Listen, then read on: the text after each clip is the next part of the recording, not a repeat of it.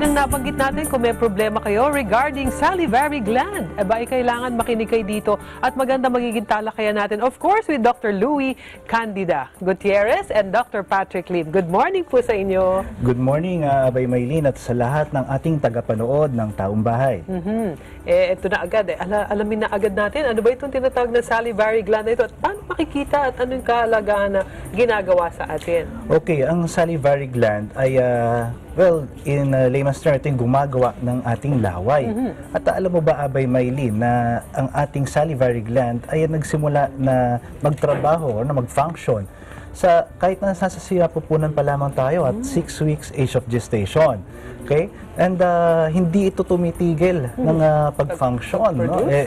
Every now and then, mapapansin nyo kapag mahilig ba sa mangga? Pag nakakita tayo ng mangga, para tayo ay magsasalivate. Ibig sabihin, maglalaway. Magpaproduce tayo ng laway. Well, alam po ba kung ano yan? Kasi meron tayong tinatawag taste modulators. No? At isa sa mga taste modulators natin ay ang ating laway. Maliban dyan, ang ating ang ating saliva ay responsible din po para sa mga antibacterial properties ng ating katawan. Okay, meron din yang tinatawag na lubricating properties, and marami pang iba. Maliban dito, alam nyo po ba na almost 500 ml to 1.5 ml na dami ng saliva ang napoproduce natin bawat araw. Wow, ganun kadami. That means pagka merong something wrong with yung mismong salivary glands natin, so ano yung mga risk nito, Doc, if ever? Yes. Baka si Doc Patrick ang gusto sumagot. So, ang mga risk factors ng pagkakaroon ng problema sa ating salivary glands, so unang-una, kapag na-expose po tayo sa radiation, na kahit ano sa ulo, maaari pong may tumubong bukol doon. O, puwera po doon, ang paninigarilyo po, meron po siyang risk, masalo na sa mga lalaki po, na magkaroon ng bukol po. Puwera doon, well, siyempre yung edad, no? Kapag sabi nga nila, kapag medyo tumatanda, ay yung diet, at saka minsan kapag yung facial trauma na tinatawag, kapag kunwari nasuntok or natamaan ng ating parte ng ating muka, lalo sa may salivary areas. Ito nga yung parotid gland, banda rito sa may ilalim ng ating tenga. Meron din tayong submandibular gland dito sa bahagi ng ating panga, at yung sublingual gland dito sa ilalim ng ating dila.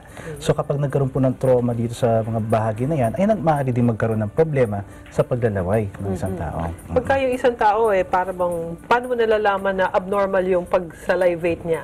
Does it mean na parang may bigla na lang naglalaway siya or something? Oo, pwede nga magkaroon ng overproduction, pero karaniwan nakikita natin yung underproduction, yung kaunti lumalabas ng laway. Ang dulot nito ay pananakit po ng lalamunan na rin, dahil nga sabi natin may moisturizing property ang saliva, kaya kapag lumulok, mahapdi po, masakit. No? Minsan naman kapag nagkakaroon ng bacterial infection dun sa ating salivary gland area, nagkakaroon po kasi ng parang lithiasis dyan, no? Yung pagbabara nitong mga parang bato, at nagkakaroon po ng paglaki or infection dito sa mga salivary tissues na ito. Normally, meron tayong nakakapa. I'm sure meron yung nagbubukol. Pero anong palatandaan kung ito ba benign or malignant? Kapag po nakapa natin na medyo tumitigas ito at mabilis na lumaki, at saka sabi nga ng pasyente ay may pananakit. Okay, ito ay maaaring maging malignant. Pero kung ito po ay malambot at mabagal na paglaki at hindi naman gaanong nagkakaroon ng mga simptomas ng pananakit, ito po ay masasabi nating benign. Ayun. So in this case, kapag yung may pain, yun yung medyo masasabi nating malignant. Yes, and maliban doon, Ate Maylin, sabi nga natin kanina, kapag sa mga matatanda, maaaring yan malignant. Okay. Kapag sa mga bata natin nakikita, ito ay maaari infection, inflammation, ito ay mga benign conditions ng salivary glands. Paano nga pala ito sinusuri, Dok? Paano ginagawa?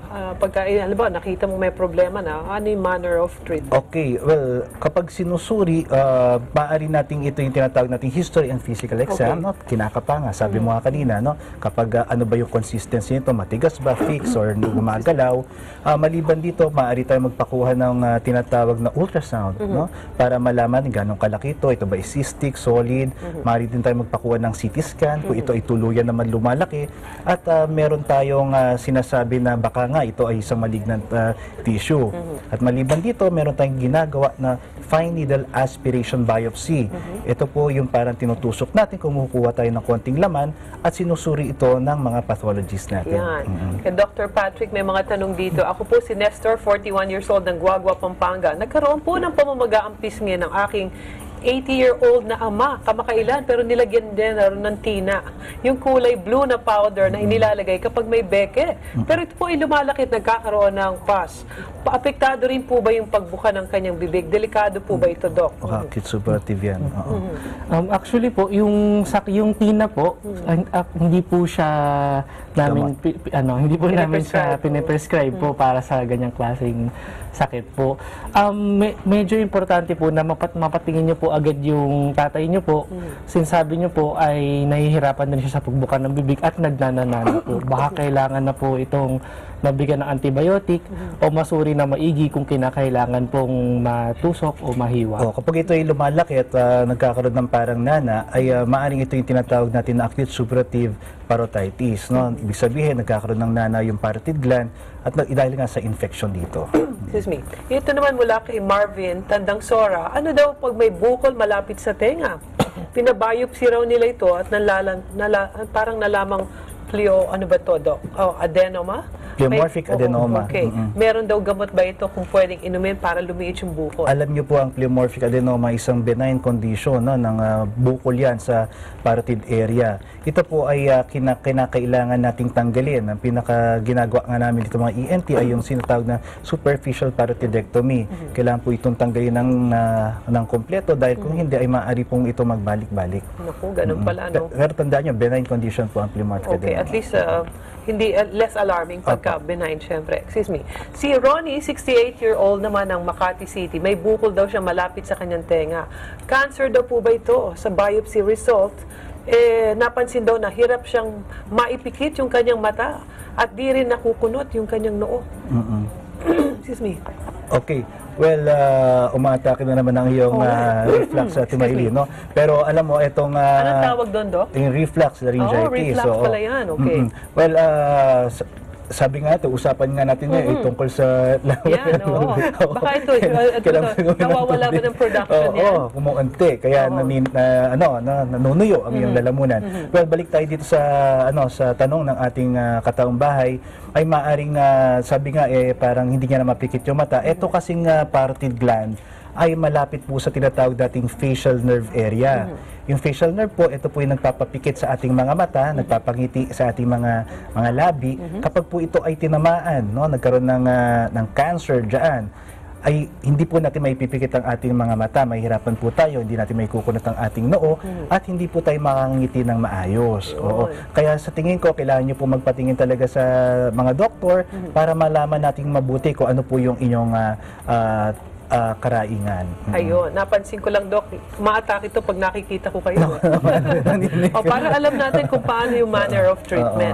Mula naman kay Joshua, 43 years old, ng Bacoor, Cavite. Ano po ba yung mga posibleng komplikasyon ng parotidectomy naman? May bukol kasi raw siya sa parotid area sa kanan at kinakailangan daw pong operahan. Yung ba last resort, operasyon? Yes po. Kailangan po talaga operahan yung mga bukol na ganyan. So tulad po nung sinabi ni Doc Louie na yung facial nerve po natin nandun po sa may parotid, pag inoperahan po natin, may chance po na sa pamamaga o sa bukol matamaan po yung facial nerve kung tawagin nga natin. So ang resulta po nun yung tulad sa kanina po na may hirapan pong pumikit, may hirapan pong ngumiti, parang ngingiwi po sa kabilang side ng tenga.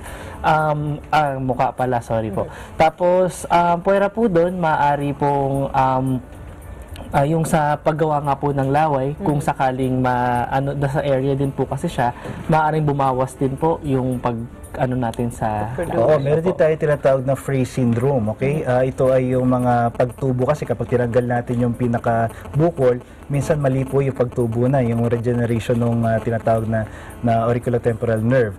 At ito po ay nagpo-produce ng, imbis na mag-salivate tayo, nagpo-produce po ng pagtutubig dito sa bahagi ng ating pisngi.